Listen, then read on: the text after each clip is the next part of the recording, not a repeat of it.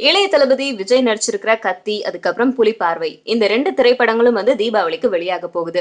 ஆனா இந்த 2 திரைப்படங்களும் வெளியிடக்கூடாது அப்டின்ட்டு இந்த படத்துக்கு தடை கேட்டு கோர்ட்ல வந்து கேஸ் குடுத்திருந்தாங்க. மதுரை கோர்ட் வந்து இத ஒத்தி வச்சிருக்கு. இந்த மனுவ வந்து யார் குடுத்திருக்கா அப்டின்னு கேட்டா, ரமேஷ் அப்டிங்கிற ஒரு வக்கீல் தான் குடுத்திருக்காரு. அவர் என்ன சொல்றாரு அப்டின்னா, கத்தி திரைப்படமும், இந்த புலிப்பார்வை அப்டிங்கிற திரைப்படத்துக்கும் வந்து புரொடியூசர் ஒருத்தர் தான். ஆனா வேற வேற பெயர்கள்ல வந்து இந்த மாரி பண்ணிட்டு இருக்காங்க அப்டின்னு சொல்றாரு.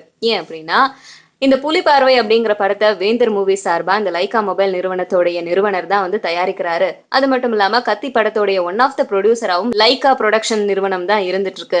சோ இந்த 2 நிறுவனமுமே ஒண்ணுதான். அவங்க ராஜபக்சேக்கு ரொம்ப நெருங்கின கூட்டாளிகள். அதனால இந்த படத்தை வந்து வெளியிடக்கூடாது. இன்னொரு விஷயம் என்ன அப்படின்னு கேட்டா, இலங்கையில பாலியல் பலாத்காரம் செய்யப்பட்ட பெண்கள் எல்லாருமே வந்து அங்க இருக்கிற அவங்களுடைய கணவர்கள் கூட அமைதியா வாழ்ந்துட்டு இருக்க மாதிரியும், பிரபாகரனுடைய மகன் கொல்லப்பட்டதை இதுல தப்பு தப்பா சித்தரிச்சிருக்காங்க. அதாவது அவன் கையில துப்பாக்கி இருந்ததுனால தான் ராணுவத்தினர் அவனை வந்து சுட்டுட்டாங்க அப்படிங்கிற மாதிரியான செய்திகளையும் வந்து கொடுத்திருக்காங்க. ஆனா இது எல்லாமே அவங்க கற்பனையை வச்சு உருவாக்கியிருக்காங்க. இப்படி தப்பு தப்பா நம்மளுடைய கலாச்சாரத்தை சித்தரிச்சிருக்கிற இவங்களுடைய படத்தை வெளியிடக்கூடாது அப்படின்னு இவரு கோர்ட்ல கேஸ் போட்டிருக்காரு. இதை விசாரிச்ச நீதிபதி இந்த வழக்குடைய தீர்ப்பை வந்து ஒத்தி வச்சிருக்காங்க. சோ இதனுடைய தீர்ப்பு என்ன ஆகும், இந்த 2 திரைப்படங்களும் வெளியாகுமா இல்லையா அப்படிங்கிறது தொடர்ந்து கேள்விக்குறியாவே இருந்துட்டு இருக்கு.